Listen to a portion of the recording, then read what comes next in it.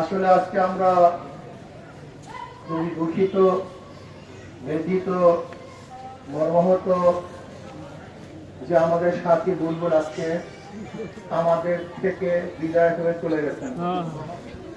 কিন্তু তিনি স্বাভাবিক বিদায় হন নাই, তাকে হত্যা করা হয়েছে, খুন করা হয়েছে, চিহ্নিত সন্ত্রাসীরা তাকে খুন করেছে। এরা বারবার মানুষকে খুন করেছে, অপরাধ করেছে, বহু অন্যায়ের সাথে তারা জড়িত। এই সন্ত্রাসের বিরুদ্ধে বারবার মামলা হয়েছে, কিন্তু প্রশাসন যথাযথ ব্যবস্থা গ্রহণ করতে পারে। আমি মনে করি আজকে আমার ভাইকে হত্যা হয়েছে, এই হত্যার পিছনে প্রশাসনের সবচেয়ে বড় দুর্বলতা। কারণ প্রশাসন যদি সচেতন থাকত, আগের থেকে অপরাধীদের বিচার করত, তাহলে অপরাধ সংগঠিত হতো না। আল্লাহ পাক কালামে পাকের মধ্যে ফরমান, অফিল কিসাসে হায়াতুন ইয়া উলিল আলবাব। কিসাসের মধ্যে তোমার হায়াত, কিসাসের মধ্যে তোমাদের জীবন। এর কারণটা কি আপনি চিন্তা করতে পারছেন? বাংলাদেশের যে পরিমাণের মানুষ খুন হয়, যদি খুনিদের বিচার হতো তার 100 ভাগের 1 ভাগও খুন হতো না। তার মানেটা কি? খুনিদের বিচার না হওয়ার কারণেই খুন হয়, অপরাধীর বিচার না হওয়ার কারণে অপরাধ বাড়তে থাকে, দুর্নীতিবাজদেরকে বিচার না করার কারণে গোটা সমাজ দুর্নীতিগ্রস্ত হয়ে গেছে। রন্ধ্রে রন্ধ্রে দুর্নীতি আপনি দেখেছেন। আজকে বলতে এক পুলিশ কনস্টেবল নয়, সেখানে এসআই বিশাল এক ইয়াবা চালান সহ ধরা পড়ে, আপনি চিন্তা করতে পারছেন আজকে? আচ্ছা বলেন তো, এই যে নারায়ণগঞ্জ 7 মার্ডার কারা করেছে? র্যাব। এই 7 মার্ডার র্যাব করেছে, আগে বিচার হয়নি, আগে তাদেরকে বিচার করা হয় নাই। যে প্রশাসন দুর্নীতির সাথে সম্পৃক্ত থাকে, তাহলে দুর্নীতি বন্ধ করবে কি? সরিষার মধ্যে যদি ভূত থাকে, সেই সরিষা দিয়ে কি ভূত ছাড়ানো সম্ভব? আজকে এত দুর্নীতি কেন, অপরাধ কেন? আপনার গতকালকে বা তার আগের দিন ঊর্ধ্বতন এক পুলিশ অফিসারের বক্তব্য শুনেছেন। সে আক্ষেপের সাথে বলতেছে, আমরা এত রিস্ক নিয়ে একজন আসামিকে অ্যারেস্ট করি, এত রিস্ক নিয়ে জীবনের মায়া ত্যাগ করি,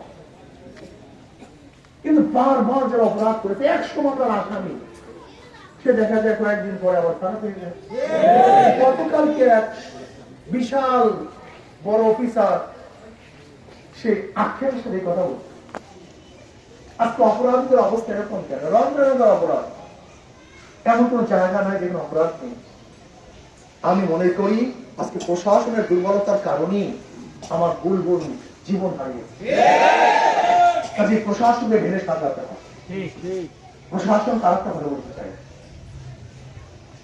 আজকে বুলবুলকে যারা হত্যা করেছে, যদি আপনি বিচার করতে ব্যর্থ হন, তাহলে কিন্তু এই জনগণ ছাড়বে না, রাজপথ জনগণ ছাড়বে না। ইতিমধ্যে আপনারা দেখেছেন বুলবুলের জন্য জনগণ কি করতে পেরেছে, কি করেছে। এটা মাত্র 1 নম্বর সিগন্যাল, সামনে ভয়ানক সিগন্যাল আছে। আমি বিএনপি সরকারকে বলবো, বিএনপি সরকারকে বলবো, আপনি ব্যর্থ হয়েছেন। এই কয় মাস রাষ্ট্র পরিচালনায় আপনি ভালো কিছু দেখাতে পারেন নাই, আপনি ব্যর্থ হয়েছেন। আপনার এই কয় মাসের আমলে বহুত নারী ধর্ষিতা হয়েছে।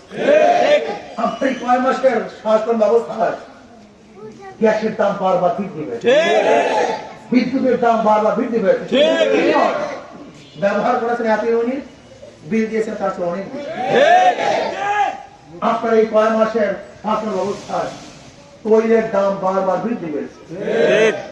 আপনার এই কয়েকদিনের শাসন ব্যবস্থায় জীবনযাত্রার মান শূন্য হয়েছে। মানুষের অশান্তির মধ্যে আছে, ঘুষ বাণিজ্য আরো বেড়ে গিয়েছে। আমি প্রশাসনকে বলবো, সরকারকে বলবো, সতর্ক হন। আজকে গ্যাসের অভাবে হাজার ইন্ডাস্ট্রি বন্ধের পথে, বিদ্যুতের অভাবে হাজার ইন্ডাস্ট্রি বন্ধ হয়ে গেছে। ইন্ডাস্ট্রি বন্ধ হয়ে যায়, অবস্থাটা কি হবে আপনি চিন্তাও করতে পারবেন। কাজে আমি প্রশাসনকে বলবো, অচিরেই বুলবুল হত্যার বিচার প্রকাশ্যে দেখতে চাই, সর্বোচ্চ বিচার ফাঁসি দেখতে চাই। আইনের ফাঁক দিয়ে বুলবুল হত্যার আসামিদেরকে আপনি তাদেরকে বের করা, তাদেরকে ছেড়ে দেওয়া, তাদেরকে শাস্তি মুক্ত করার জন্য ষড়যন্ত্র করেন। বাংলাদেশের জনগণ বাধ্য হয়ে আপনার